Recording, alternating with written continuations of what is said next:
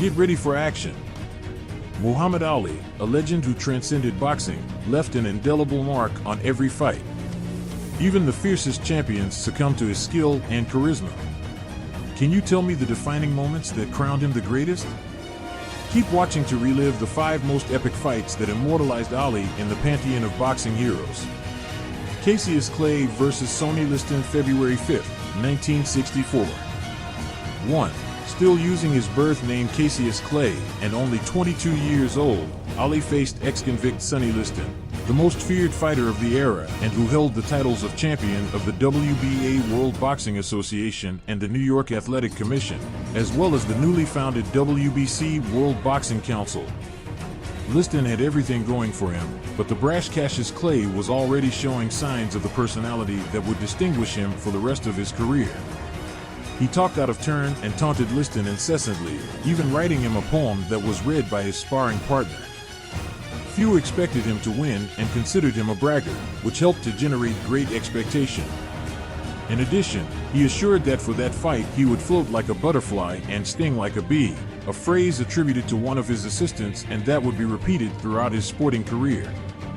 However, against all odds, Clay came out strong and with qualities that did not fit the model of what a heavyweight was supposed to be. His punching speed, footwork, and a boxing style never seen in someone his size gave him an advantage over a slow Liston whose age was uncertain. It was speculated that he was around 32 years old, although other analysts considered him to be close to 40. Nevertheless, he had reached the world title by destroying Floyd Patterson in 1962. From the very first year, the outcome was already intuitive. Liston was throwing punches in the air while Clay was dodging them, and after the 6th round, Liston, with cuts and bruises under his eyes and apparently with an injured shoulder, announced that he could not continue. Clay won the fight by technical knockout and, immediately thereafter, the new undisputed world champion danced around the ring and began shouting to the crowd and reporters, "I'm the greatest." A year later, Liston had his rematch against the champion Clay, now converted to Islam and named Muhammad Ali. Muhammad Ali vs. Floyd Patterson. 2. On November 22, 1965, Ali was in conflict with the media due to his controversial statements against Christianity and racial integration.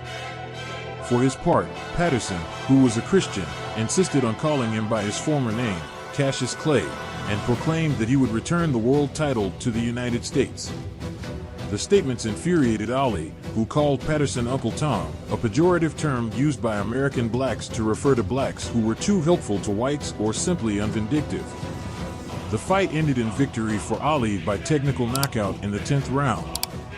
Throughout the fight, Ali kept shouting at Patterson the phrase, "What's my name, fool?" Ali vs. Joe Frazier, the fight of the century.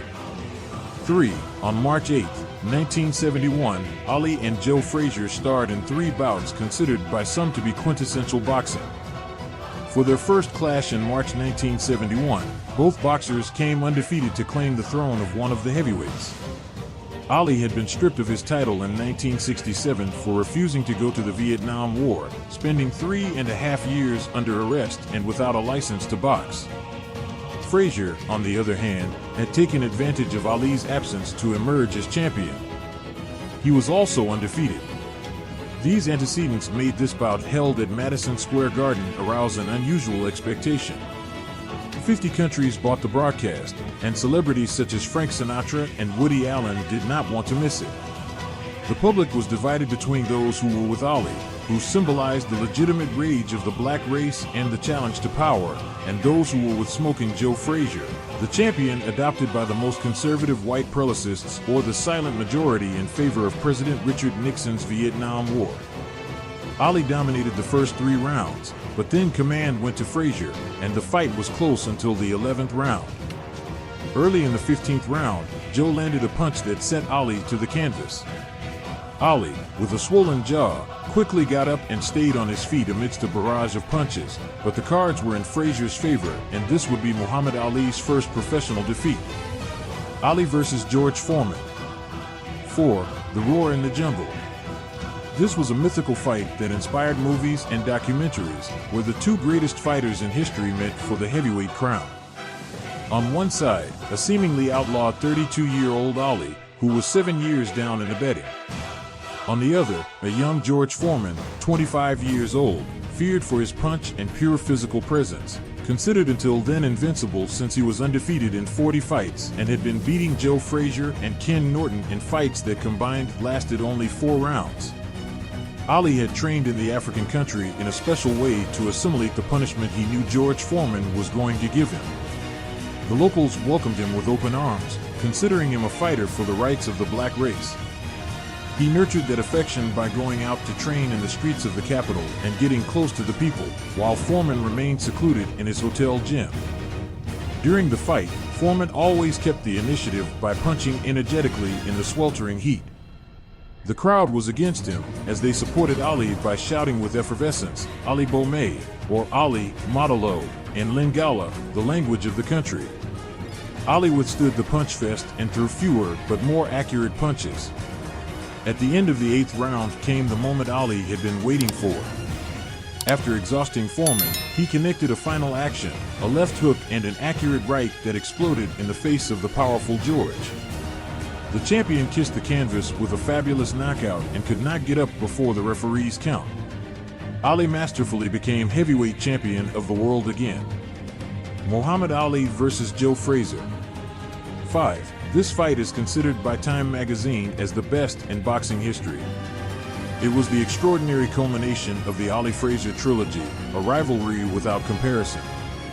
This time, it was Muhammad Ali the champion and Joe Frazier the challenger, and the fact that they were 33 and 31 years old respectively did not detract a bit from the coolness of the bout. The suspenseful name in Manila was a new witticism from Ali, who heated things up like never before by calling his opponent a gorilla and singing a hurtful rhyme about it. While Ali's preparation was hectic, with some heated conflicts with his wife over relationship issues, Frazier's trainer decided to take him away from the heat and humidity of Manila and secluded him in the mountains, where he trained intensely.